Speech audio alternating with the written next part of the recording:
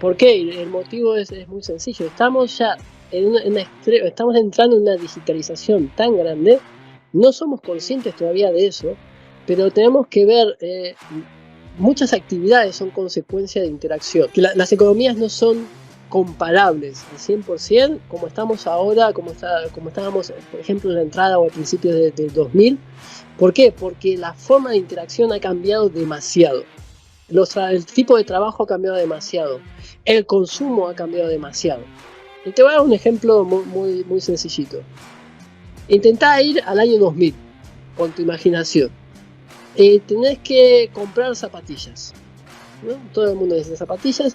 Y en el año 2000, cuando necesitabas comprar zapatillas, te ibas a la tienda, a una tienda que es especializada en zapatillas. Si no la tenían, el dependiente llamaba a otras tiendas para ver si la tenían, intentar conseguírtela, y se armaba una cadena telefónica y tenías que moverte de un lado al otro, vos, persona física, a los diferentes lugares para poder conseguir eso que estabas buscando. Hoy en día eso, Leo, ya no existe. Esa interacción cambió completamente. Ya hoy en día no vamos a comprar por necesidad a una tienda, excepto el supermercado, eso lo dejamos de lado. Pero hoy en día, sobre todo acá en Europa, se utiliza mucho la compra online y mucha gente ya no va al supermercado. Pero vos haces tu investigación, buscas tu producto online, realizás tu compra online, haces tu review y tomás contacto con otra gente que ha consumido el mismo producto de forma online y prácticamente no tenés contacto físico. El contacto físico no existe. Ese es un gran cambio de interacción social, ¿sí? Hacemos muchas cosas ya de forma digital. La idea de metaverso no terminó de cuajar el año pasado, hace un par de años, cuando Zuckerberg presentó el nuevo nombre de empresa para Facebook, que era Meta, cuál era el objetivo y demás. La gente no terminó de entender cuál es el objetivo final. Me parece de ese mensaje falta mucho para llegar a esa idea de metaverso que todos tenemos y que nos gustaría, pero sí estamos ya viviendo en un entorno digital muy grande. Y lo que sucedió durante el COVID y la forma en la cual las economías han crecido es porque tenemos esa ventaja hoy en día de interactuar de forma digital. ¿Sí? Mientras exista esa interacción, las economías van a seguir funcionando y vamos a seguir creciendo y no va a ser más comparable a lo que sucedió en el pasado, totalmente comparable. ¿Sí? Entonces ese es un punto para mí importante a recalcar. Entonces, sabiendo esto, vamos a comparar. A mí me gusta mucho ver la tasa de desempleo. Para mí la tasa de desempleo es uno de los indicadores macroeconómicos más importantes, sobre todo por la correlación que se ve en la gráfica con respecto a los principales índices americanos. En este caso tienes Dow Jones, ¿sí? Pero el Dow Jones, si uno ve la correlación con el índice S&P, es mayor al 0.9, 0.95, ¿sí? Están muy correlacionados. ¿Eso qué significa? Que los movimientos que tiene el Dow Jones pueden ser explicados también con los movimientos que tiene el S&P, ¿sí? Y los análisis se pueden intercalar. El análisis que tengo para Dow Jones me puede servir también para el S&P y viceversa. Entonces lo que vemos en la gráfica, que es muy interesante, antes de que empiecen, fíjate, las grandes correcciones de mercado en los últimos 20 años, la tasa de desempleo empezaba a subir. La tasa de desempleo es la línea azul en la gráfica. Y la línea negra es el índice Dow Jones. Sube la tasa de desempleo y después empieza a caer el índice. Acá tenemos el COVID. El COVID es digamos, el bicho raro en tasa de desempleo, una caída muy fuerte, pero esto es generado frente a incertidumbre de que teníamos en nuestro ADN que si existía un parón económico, ¿sí? Cerrábamos las puertas de todo, las economías iban a parar completamente. ¿Qué es lo que pasó? Se puso el freno de mano muy rápido a espera de eso, y cuando empezamos a transitar este encierro, el lockdown, nos dimos cuenta de que podíamos hacer todo digital, o casi todo digital. Entonces siguió existiendo interacción social y económica digital. Y eso fue lo que generó un cambio abrupto en lo que es la tasa de desempleo. Fíjate, la tasa de desempleo vuelve a caer rápidamente. A hoy en día está en valores normales. El último dato que se acaba de dar hace unos minutos, Leo, es 3.6. Estábamos antes en una tasa de desempleo de 3.4. ¿Sí? Seguimos dentro de este rango, de este mínimo de desempleo. ¿Sí? Para que tengas una idea, 3.4 se considera pleno empleo, a pesar de que el índice está corrigiendo. Y acá tenemos una primera divergencia donde vemos que existe una corrección del índice, pero la tasa de desempleo sigue cayendo. Entonces eso nos está diciendo, estamos frente a una situación como la que se vivió con la burbuja de .com en el año 2000 o con la crisis hipotecaria del 2009. No.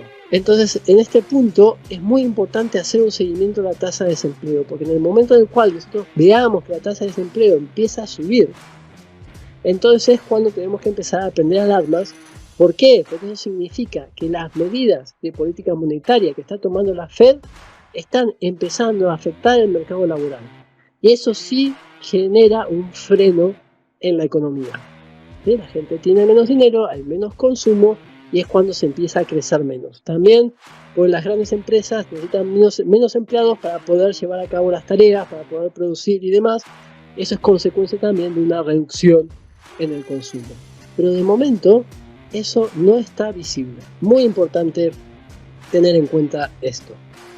Algo que habló Powell en estos días cuando se presentó en el Senado de Estados Unidos es precisamente, le hablaron sobre la tasa de desempleo y que si necesitaban ajustar y que hubiera más desempleo para lidiar con la inflación, él dijo que por ahora no era necesario tocar el índice de desempleo pues para lidiar con la inflación actual. Lo que tú dices, o sea, para empezar a ver una curva de cambio, para considerar que de pronto se puede venir una recesión, por ahora no lo ha dado, el desempleo está en puntos estables y van a tomar otras medidas. Exactamente, lo que se tiene que analizar a partir de ahora es cómo sigue evolucionando la inflación y cómo se siguen utilizando otras políticas monetarias para ver que se alcanza ese objetivo de inflación en el periodo de tiempo esperado. Este año tenemos que regularizar esa inflación.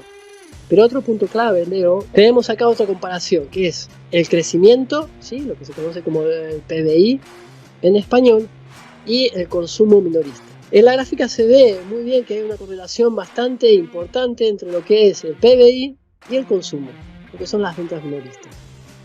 Cuando existe una recesión, obviamente, una caída en el consumo, se produce, ¿sí?, esa reducción de lo que son las ventas minoristas, algo que tiene completamente sentido. La gente deja de consumir. Esto lo vemos durante el 2000. Vemos una pequeña recesión donde el PIB se encuentra en valores negativos. Cuando hablamos de recesión es que el PIB entra en valores negativos y se mantiene estable. Dependiendo de las fuentes te dicen una u otro periodo de tiempo. Pero hablemos de 3 meses. Se mantiene negativo durante un periodo de 3 meses al menos. Tuvimos esta recesión en el 2009. Pero yo creo que la gente no es consciente de que hubo una gran recesión durante el COVID. Sí. No se habla de esa recesión. Y si ves, por eso siempre hablo de que estamos frente a un equilibrio, enseguida se compensó. ¿Sí? Teníamos el pico a la baja y nuevamente el pico al alza. Eso quiere decir que se frenó todo, se frenó consumo, se frenó crecimiento porque no sabíamos qué era lo que iba a suceder. Pero en cuanto la Fed activó el quantitative easing, que es un instrumento, una herramienta de política monetaria, y nos dimos cuenta de que podemos hacer lo mismo de forma digital, casi todo de forma digital, entonces todo se disparó y tuvimos un consumo y un crecimiento récord. Y es importante tener conciencia de esto. Se creció y se consumió como nunca durante el COVID. Y eso era algo insostenible, no podíamos seguir consumiendo y creciendo a ese ritmo. Lo que estábamos haciendo era compensando lo que había sucedido anteriormente. Y ahora, como ves, ¿sí?, las líneas punteadas lo marcan, estamos dentro de ese rango de fluctuación, de consumo y de lo que es crecimiento. ¿Sí? Por lo tanto, estamos dentro de valores normales. No se ve signos de recesión o de una gran crisis en este momento. Por ahora. Por ahora. ¿Qué tanto podría realmente la Fed mantener los tipos de interés? El debate ahorita y la caída que se dio en esta semana de prácticamente hasta el momento ha sido 2 días, vamos a ver si continúa cayendo, es precisamente porque cuando se presentó Jerome Powell en el Senado, él lo que dijo es que había una posibilidad de aumentar las tasas de interés en la próxima semana, que van a salir nuevamente, no a 25 puntos, sino 50 puntos, un poco más acelerado. Y él decía, dependemos mucho de los datos, no hemos determinado nada. La Fed se centra en dar subidas o bajarlas o no subirlas tan rápido, desacelerarlas.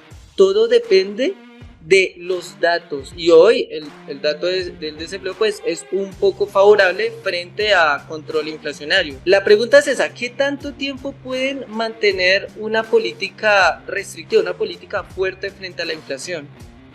Mira, lo importante es política restrictiva. Vamos primero a definir eso y esta diapositiva nos va a ayudar bastante. Dentro de los instrumentos de política monetaria, la Fed utiliza algo que se conoce como quantitative easing. De quantitative easing lo que es que la Fed sale a comprar bonos y deudas de activos, ¿sí? Para inyectar dinero en la economía y que se mantenga al final lo que es el acceso al crédito, se mantenga el consumo, se mantengan los puestos de trabajo. En los momentos en los cuales la Fed frena estas medidas, es cuando se vuelve más restrictiva, van en lo que se conoce como un tightening. Entonces es cuando vemos realmente las correcciones en los índices. Y si vemos, acá lo que tenemos es en la línea azul, es lo que se conoce como la hoja de balance, que es cuántos activos va comprando la Fed, cuánto dinero se inyecta en la economía, y vemos que en los momentos en los cuales se frena este estímulo es cuando entramos en periodos horizontales y de corrección en el índice. En marzo de 2022 se frena con el quantitative easing y lo que vemos es que el índice empieza a corregir, ¿sí? Es un tema de inflación.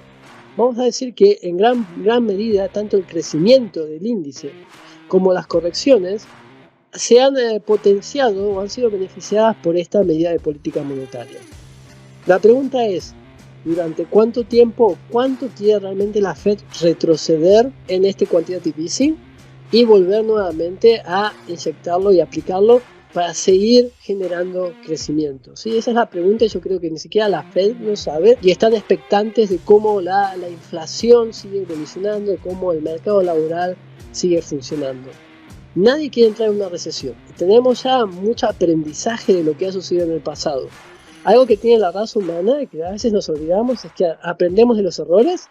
A veces necesitamos recibir errores más de una vez, cometerlos, pero se aprende. Y ya llevamos muchos años de experiencia, esta gente lleva muchos años de experiencia y sabe cómo manejar, cómo capear el temporal, se dice para los navegantes, en este caso para poder evitar entrar en una recesión, ¿sí? Las condiciones económicas y macroeconómicas son diferentes a las anteriores, ¿sí? Volvemos a repetir lo que dijimos antes.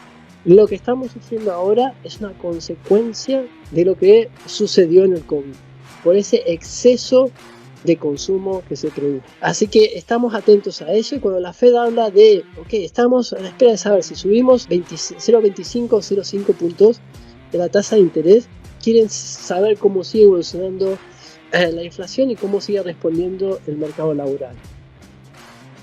Si queremos anticiparnos un poco a correcciones o a recesión, lo que vemos en esta gráfica es que cuando la Fed sube tipos, como está sucediendo ahora, los índices suben, la tasa de desempleo disminuye. Por lo tanto, el subir el tipo de interés, esto también es importante, que no lo dije antes, que vos lo mencionaste, la Fed es siempre reactiva, no proactiva. Todas las medidas que toma la Fed son consecuencia de algo. En este caso, las medidas que está tomando son consecuencia de la inflación, ¿sí? Por lo tanto, la Fed va a reaccionar en función de cómo sean los datos de inflación. Importante eso, ¿sí? Es la que va a ir marcando el camino. Pero esta gráfica lo interesante a ver es que cuando se producen las correcciones o la subida de tasa de desempleo, es cuando la Fed mantiene durante un largo periodo de tiempo los tipos de interés en un nivel elevado comparado con el pasado. Y yo creo que acá va a estar la clave en cómo vamos a aterrizar, ¿sí? Una vez alcancemos nuevamente el equilibrio y se alcancen los niveles de inflación. Si la Fed repite este comportamiento de mantener los tipos hasta que el mercado laboral da señal de que está siendo lastimado, entonces es cuando muy probablemente veamos correcciones más profundas en el mercado y podamos empezar a hablar de una recesión más concreta, ¿sí? Si la Fed cambia ese comportamiento y empieza a bajar los tipos de interés en el momento en el cual se alcanza el objetivo de inflación y no se mantiene durante largo tiempo con tipos altos, entonces muy probablemente se evite lastimar el mercado laboral y se evite esas correcciones tan fuertes en los índices como hemos visto en el pasado. Mi sensación en función de lo que veo, de lo que he analizado y cómo va evolucionando todo, es que la tasa de inflación va a seguir disminuyendo según lo esperado. ¿Sí? Por lo tanto, no creo que la Fed tenga la necesidad de aumentar los tipos de interés nuevamente de forma muy acelerada. Lo está haciendo como nunca antes en la historia, ¿sí? La subida de 75 puntos era algo que no había sucedido antes, y con eso ha podido atacar bastante bien el tema de inflación. La Fed ha aprendido del pasado y está actuando de forma diferente, con un patrón diferente en este momento, ¿sí? Por lo tanto, según lo que veo, y después vamos a ver más la parte técnica del índice, se va a conseguir alcanzar el objetivo de inflación y se va a aterrizar sin entrar en una recesión. No digo que no se pueda entrar en una recesión, pero no una recesión aguda, ¿sí? Lo que veíamos es siempre que se está dando crecimiento, ¿sí? Se mantiene un mercado laboral estable y no es comparable la situación del 2000-2008 con lo que está sucediendo ahora. Ok, perfecto. Bueno, entonces, si no se da la recesión ahorita en la inflación, entonces, ¿qué tanto podría demorarse una posible recesión más adelante si se llega a hacer a consecuencia de este control inflacionario? Ahorita estamos realmente viendo los efectos de la pandemia. Estamos hablando de las medidas restrictivas tan fuertes que tomaron a causa, que ya la vimos en los gráficos, a causa de lidiar con ese paro mundial, industrial, productivo, que fue un paréntesis, una pandemia, que ya habíamos tenido pandemias, ¿sí? El mercado respondió como siempre, la historia siempre se tiende a repetir, pero entonces esas medidas, ese estímulo financiero que desarrolló la Fed, esas medidas, las tasas de interés las bajó a ceros, inyectó capital como nunca, ahorita está haciendo fijamente lo contrario porque se dio la inflación a causa de sus resultados, y lo que tú dices, la adaptación fue mucho más rápido de lo esperado a través de plataformas virtuales. El mundo ya cada vez se está virtualizando más, estamos en una era tecnológica y estamos viendo esa transición y cómo esto nos benefició para salir rápido de una pandemia y seguir interactuando. Puede más adelante generar estas sacudidas, estos niveles de tipos de interés altos, bajos totalmente, lo mismo con la inyección de capital, empiezan a recoger de pronto ese dinero. ¿Qué tanto esto más adelante sí podría generar una recesión, no hablando a corto plazo, sino a largo plazo? Sí, Leo, yo creo que la clave va a estar una vez que se alcance el techo de tipos de interés y que se alcance ese objetivo de inflación, es durante cuánto tiempo la Fed va a mantener medidas restrictivas, y no debe exceder desde mi punto de vista de los 3 a 6 meses.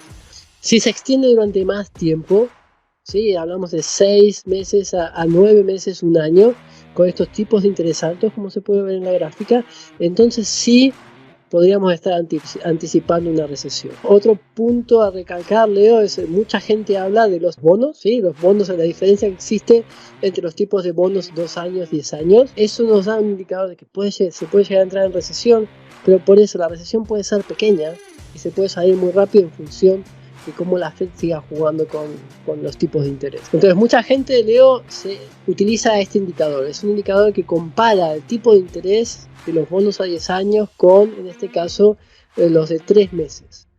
¿Por qué? Porque en este caso lo que estamos haciendo es comparando cuál es el sentimiento a corto plazo y el sentimiento a largo plazo.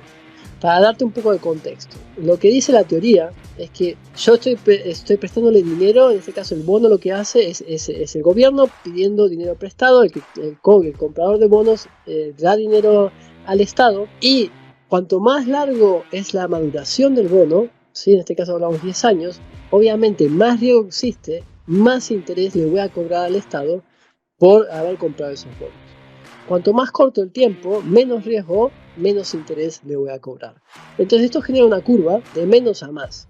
Cuando se habla de inversión de curva, eso quiere decir que los bonos de corto plazo tienen un mayor tipo de interés, pagan más que los bonos de largo plazo. Y esto se debe a la incertidumbre y al miedo que existe actualmente en el mercado por diversas situaciones. En este caso sabemos que lo que está generando miedo es la inflación. ¿Se va a poder controlar la inflación? ¿Durante cuánto tiempo vamos a tener medidas de tipo restrictivas? ¿Hasta dónde van a seguir los tipos de interés? Todo esto genera incertidumbre en el mercado y como la gente no sabe qué es lo que va a suceder, ahí existe más riesgo hoy en día de acá a un año o a 6 meses que de acá a 10 años. Porque sabemos al final que igual en un año, 2 años, esta situación está ya pasada, todo vuelve a la normalidad y seguimos camino.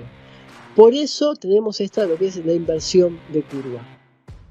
Anteriormente, cuando se produjo una inversión de curva, cuando se vuelve nuevamente al camino normal, que es la parte superior de la línea negra que ves horizontal, se ven recesiones. ¿Sí? Esto es lo que puede llegar a suceder. Lo importante y lo que veíamos antes, no estamos en situaciones comparables con respecto al 2008 al 2000, menos con el 90, sí, hemos cambiado mucho, pero sí podemos entrar igualmente en una recesión liviana, ¿sí? Algo que sea muy, muy pasajero, que no golpee tanto, sí, eso se puede llegar a dar, pero todavía queda por darse.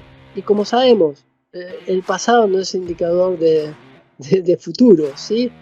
Utilizamos lo que sucedió en el pasado para intentar predecir lo que puede llegar a suceder, pero también hay que entender cuáles fueron los contextos en los cuales se generó la recesión en cada una de estas situaciones, ¿sí? Y desde mi punto de vista, en este momento no son comparables para hablar de una gran recesión, ¿sí? No se descarta que haya una pequeña recesión, que haya una ralentización de la economía, que entremos en algún momento en un periodo negativo, pero se ve un fuerte mercado laboral, se ve que el crecimiento está nuevamente en valores normales, y ahora queda ver cómo aterrizamos la inflación, que es el último interrogante, yo creo que nos queda para poder eliminar la incertidumbre y volver nuevamente a la senda de crecimiento. Tengan muy presente, trader, que cuando se generan recesiones o burbujas, no necesariamente una recesión tiene que venir acompañada de una burbuja inicialmente, no se hace cuando se está hablando preciso de ello, ¿sí? Es realmente en otros tiempos. Vuelvo y les digo, son